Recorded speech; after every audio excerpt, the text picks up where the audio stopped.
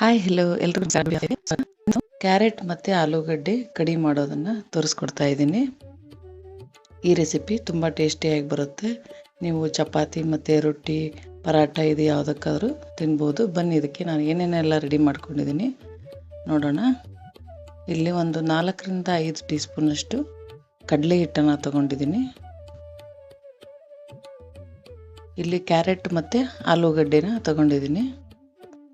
1 carrot ಮತ್ತು 1 ಆಲೂಗಡ್ಡೆ ತಗೊಂಡಿದ್ದೀನಿ. ಇಲ್ಲಿ ಟೊಮೆಟೊ, ಸ್ವಲ್ಪ ಮೆಂತ್ಯ ಸೊಪ್ಪು, ಈರುಳ್ಳಿ, ಮೆಣಸಿನ್ಕಾಯಿ, ಕರಿಬೇವು ಮತ್ತು ಸ್ವಲ್ಪ ಬೆಳ್ಳುಳ್ಳಿ ಪೇಸ್ಟನ್ನು ತಗೊಂಡಿದ್ದೀನಿ. ನೀವು ಬೇಕಿದ್ರೆ ಜಜ್ಜಿಬಿಟ್ಟು ಕೂಡ ಹಾಕ್ಕೋಬೋದು ಬೆಳ್ಳುಳ್ಳಿನ. ಕಡಲೆ ಹಿಟ್ಟನ್ನು ಈ ರೀತಿ ಸ್ವಲ್ಪ ನೀರಲ್ಲಿ ನಾನು ಈ ರೀತಿ ಕಲಿಸ್ಕೊಂಡು ಇಟ್ಕೊಂಡಿದ್ದೀನಿ. ಈ ಕಡಲೆ ಹಿಟ್ಟು ಗಂಟು ಇರದೇ ಇರೋ ಹಾಗೆ ನೀವು ಕಲಿಸ್ಕೋಬೇಕು. ಗಂಟಾದರೆ ನಿಮಗೆ ಅದು ಚೆನ್ನಾಗಿ ಬರಲ್ಲ.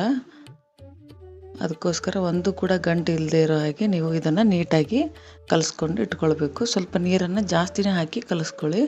ಅದು ಮಾಡುವಾಗ ತುಂಬ ಬೇಗನೆ ಗಟ್ಟಿ ಬಂದುಬಿಡುತ್ತೆ. ಇಲ್ಲಾಂದರೆ ಇಲ್ಲಿ ನಾನು ಒಂದು ಬಾಣಲಿನ ಬಿಸಿ ಮಾಡಿಕೊಂಡು ಸ್ವಲ್ಪ ಎಣ್ಣೆ ಹಾಕ್ಕೊಂಡು ಅದಕ್ಕೆ ಜೀರಿಗೆ ಸಾಸಿವೆನ ಹಾಕ್ಕೊಳ್ತಾ ಇದ್ದೀನಿ.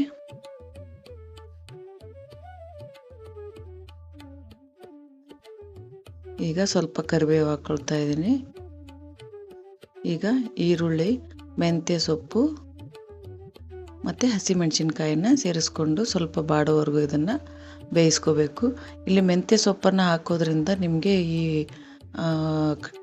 ಕಡಿಗೆ ತುಂಬ ಒಳ್ಳೆಯ ಫ್ಲೇವರ್ ಬರುತ್ತೆ ಮೆಂತ್ಯದ್ದು.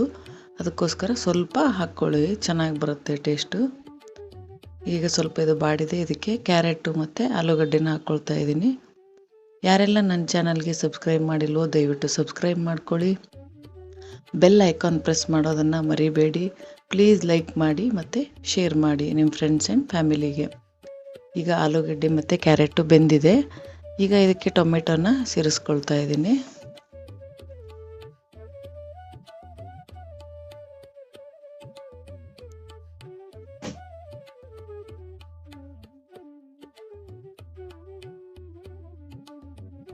ನಿಮಗೆ ಮತ್ತೆ ಬೇರೆ ರೆಸಿಪಿಗಳು ಬೇಕಾದಲ್ಲಿ ನನ್ನ ಚಾನಲಲ್ಲಿ ಹೋಗಿ ನೀವು ಸರ್ಚ್ ಮಾಡಿದರೆ ಬೇರೆ ರೆಸಿಪಿಗಳು ಕೂಡ ನಿಮಗೆ ನನ್ನ ಚಾನಲಲ್ಲಿ ಸಿಗುತ್ತೆ. ದಯವಿಟ್ಟು ನೋಡಿ ಮತ್ತು ಸಪೋರ್ಟ್ ಮಾಡಿ. ಈಗ ಸ್ವಲ್ಪ ಚಿಟಿಕೆಯಷ್ಟು ಉಪ್ಪನ್ನು ಹಾಕ್ಕೊಳ್ತಾ ಇದ್ದೀನಿ. ಇದು ಸ್ವಲ್ಪ ಬೇಗ ಬಾಡಲಿ ಅಂತ ಕ್ಯಾರೆಟ್ ಮತ್ತು ಆಲೂಗಡ್ಡೆ. ಈಗ ಇದಕ್ಕೆ ಒಂದು ಮುಚ್ಚಳ ಮುಚ್ಚಿ ಲೋ ಫ್ಲೇಮಲ್ಲಿ ಒಂದು 5 ನಿಮಿಷ ಇದನ್ನ ಬೇಯೋದಕ್ಕೆ ಬಿಟ್ಬಿಟ್ರೆ ನೋಡಿ ಈ ರೀತಿ ಸಾಫ್ಟಾಗಿ ಬೇಯುತ್ತೆ. ಈಗ ಇದಕ್ಕೆ ಸ್ವಲ್ಪ ಬೆಳ್ಳುಳ್ಳಿ ಪೇಸ್ಟನ್ನು ಹಾಕ್ಕೊಳ್ತಾ ಇದ್ದೀನಿ.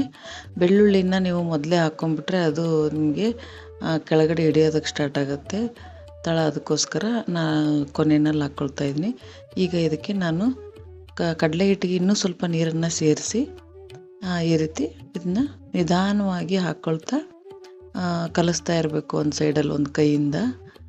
ಇಲ್ಲಾಂದರೆ ಇದು ಬೇಗ ಗಂಟು ಬಂದುಬಿಡುತ್ತೆ. ಅದಕ್ಕೆ ಬೇಗ ಗಂಟು ಆಗಬಾರ್ದು ಅಂದರೆ ನೀವು ಜಾಸ್ತಿ ನೀರನ್ನು ಹಾಕ್ಕೊಳ್ಬೇಕು. ಅದಕ್ಕೋಸ್ಕರನೇ ನಿಮಗೆ ಅದು ನಿಧಾನವಾಗಿ ಗಟ್ಟಿ ಆಗ್ತಾ ಬರುತ್ತೆ. ಇಲ್ಲ ಅಂದರೆ ಬೇಗನೆ ಗಟ್ಟಿಯಾಗಿಬಿಡುತ್ತೆ. ಇದನ್ನು ನೀವು ಚಪಾತಿ, ರೊಟ್ಟಿ ಮತ್ತು ಪರಾಟಕ್ಕೆ ತಿಂದರೆ ತುಂಬಾ ಟೇಸ್ಟಿಯಾಗಿರುತ್ತೆ. ನೀವು ಬೇಕಿದ್ದರೆ ಇದನ್ನು ಮೊಸರಲ್ಲೂ ಕೂಡ ಕಲಿಸ್ಕೊಂಡು, ಮಜ್ಜಿಗೆ ಅಥವಾ ಮೊಸರಲ್ಲೂ ಕೂಡ ಕಲಿಸ್ಕೊಂಡು ಮಾಡ್ಕೋಬೋದು. ಇದು ಕಲರ್ಗೋಸ್ಕರ ನೀವು ಅರಿಶಿನ ಹಾಕ್ಕೋಬೇಕು ಸ್ವಲ್ಪ.